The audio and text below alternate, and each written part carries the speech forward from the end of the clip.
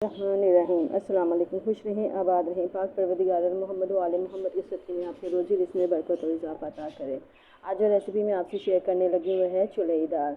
चुलई दाल बनाने के लिए मैंने यहाँ पर चुलई ली है, 3 गट्ठी मैंने ले ली है। ये तकरीबन 1.5 किलो के करीब है और इसको मैं अच्छे तरीके से चुलई को साफ़ करूँगी। चुलई को साफ़ करने का ये है कि पूरी डंडी जो है इसी तरीके से जो पक्की डंडी होगी वो इसके तरीके से हमने हाथ से तोड़ लेना है और बाकी के जो डंडी और पत्ते हैं वो हम इसको इस्तेमाल करेंगे। यहाँ पे मैंने सारी ये देखें कि आगे से जो डंडियाँ तोड़ के रखी हुई हैं और ये साफ़ करके मैंने एक गट्ठी जो है वो रख ली। अब इसको मैं अच्छे तरीके से बारीक जो है वो काटूँगी, लेकिन उससे पहले मैं इसको अच्छे तरीके से 3 से 4 पानी जो है धो लूँगी ताकि इसके अंदर जो मिट्टी होगी वो निकल जाए। और धोने के बाद इसको मैं बारीक काट लूँगी और इसके लिए जो चना दाल का इस्तेमाल है वो मैं 1.5 पाव के करीब चना दाल लूँगी और इसको ओवरनाइट भिगो के रखूँगी ताकि वो सॉफ्ट हो जाए।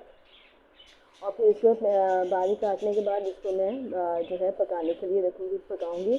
आप किस तरीके से पकाई जाएगी ये मैं आपको बताती हूँ कि इसका आगे का प्रोसीजर क्या है। ये चुलई जो है ग्रीन सब्जियाँ जो हैं हमारी सेहत के लिए बहुत ज़्यादा हेल्पफुल होती हैं। हम इनको अवॉइड कर देते हैं, लेकिन हमें अपने बच्चों को भी अपने खुद को भी ये जो है हरी सब्जियाँ खानी चाहिए। तो इसलिए ये मैंने आज सोचा कि क्यों ना मैं चुलई और चना दाल का जो है एक मुनफरद सा खाना जो है तैयार कर। बहुत ये आम है, खाई जाती है चुलई दाल, तो आज मैं भी इसको बना रही हूँ। बहुत मज़ेदार ये हमारी चुलई चना दाल बनेगी। यहाँ गाइस मैंने मसाला भूनना शुरू कर दिया है। मैंने एक अदर प्याज लिया है और 1 कप ऑयल में मैं अपने प्याज को फ्राई कर रही हूँ। इसको गोल्डन कलर देंगे, बस लाइट सा गोल्डन कलर देना है।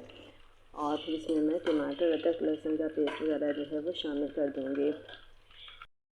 मैंने तकरीबन 1.5 पाव के करीब टमाटर को काट के रख लिया है और इसमें अदरक लहसुन का पेस्ट, हल्दी, नमक, सूखी मिर्चें और कुछ धनिया कुटा हुआ जो था वो शामिल किया है और साथ में थोड़ा सा गर्म मसाला भी शामिल किया है। वो ये तमाम चीज़ें मैं जो है अब इसमें शामिल करूँगी जो कि प्याज में फ्राई कर रही हूँ।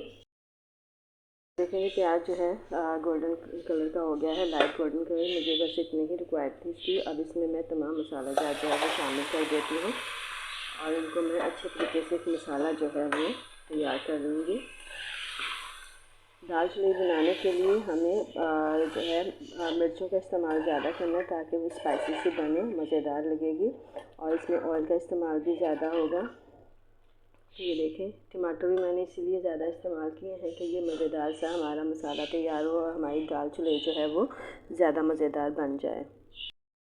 यहाँ गाइस मैंने मसाले में 5 से 6 अदर हरी मिर्चें भी शामिल कर दी हैं। इनको भी मैं इसके साथ अच्छी तरीके से भूनूँगी ताकि ये भी सॉफ्ट हो जाएं और इनका फ्लेवर भी मसाले में भी आ जाए और दाल चुलई में भी इसका फ्लेवर आ जाए।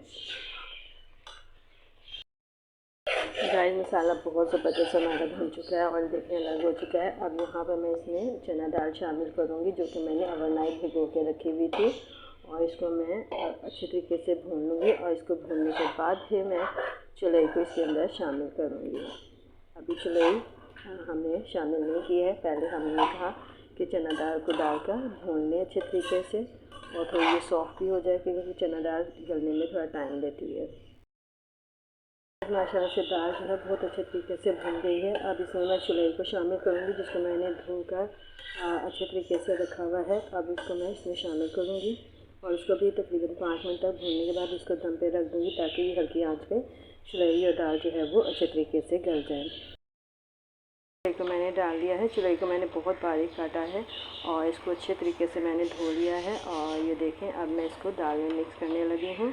अभी मैंने ये हाफ़ डाली है, अब ये थोड़ी नीचे हो जाएगी दम में तो फिर मैं इसमें बाकी की चुलई जो है वो भी शामिल कर दूँगी। थोड़ी थोड़ी करके हम डालेंगे, ठीक है। ये बहुत ज़्यादा है लेकिन जैसे ही ये अपना पानी छोड़ेगी तो ये नीचे बैठती जाएगी। तभी मैंने ये हाफ़ डाली है, बाकी फिर मैं इसको बाद में शामिल करूँगी ताकि ये अच्छे तरीके से दाल में मिक्स हो जाए। ये देखिए थोड़ी थोड़ी करके आप डालते जाइएगा और इसको मिक्स करते जाएं। अगर आपके किसी बड़े पतीले वगैरह में बना रहे हैं तो उसमें भी एक साथ ही आप शामिल कर सकते हैं।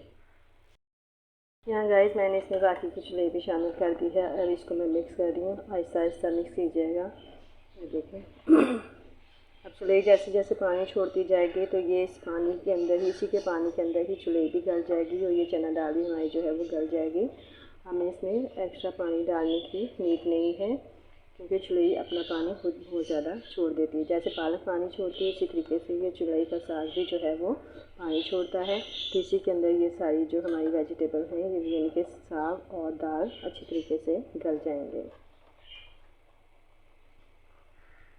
अब मैं इसको ढाँप कर रख दूँगी इतनी देर तक कि ये दाल और चुल्ही जो है अच्छी तरीके से गल जाए। इसको मुझे अभी भूनने की नीड नहीं है क्योंकि अभी ये बहुत ज़्यादा है। तो जब ये गल जाएगी तो फिर मैं इसको 10 से 15 मिनट तक इसको मज़ीद और भूनूँगी। तो अब इसको मैं ढक के रख दूँगी इतनी देर तक हल्की आंच पे कि ये अच्छे तरीके से हमारी सब्ज़ी जो है वो गल जाए। गैस इसका पानी वगैरह बिल्कुल खुश्क हो चुका है, चुल्ही और दाल बिल्कुल अच्छी तरीके से गल चुकी हैं और मुझे तकरीबन 5 मिनट हो चुके हैं इसको भूनते हुए। तो ये हमारी चुल्ही दाल बिल्कुल रेडी हो गई है। अब आखिर में इसमें मैं खुश्क मेथी का इस्तेमाल करूँगी और इसको इसके अंदर डाल दूँगी। और इस स्टेज पे आप इसमें से नमक चेक कर सकते हैं कि आया नमक इसका बिल्कुल सही है या तो आप इसमें कमी पेशी जो है वो आप पूरी कर सकते हैं। तो इस तरीके से ये हमारी जो है चुल्ही दाल जो है वो बिल्कुल रेडी हो चुकी है। तो यकीनन आपको आज की मेरी ये रेसिपी पसंद आई होगी। मेरी रेसिपी पसंद आई तो लाइक करें, शेयर करें और मेरे चैनल को सब्सक्राइब करें। और अब आइंदा आने वाली वीडियो तक के लिए मुझे इजाज़त दीजिए। खुदा हाफ़िज़।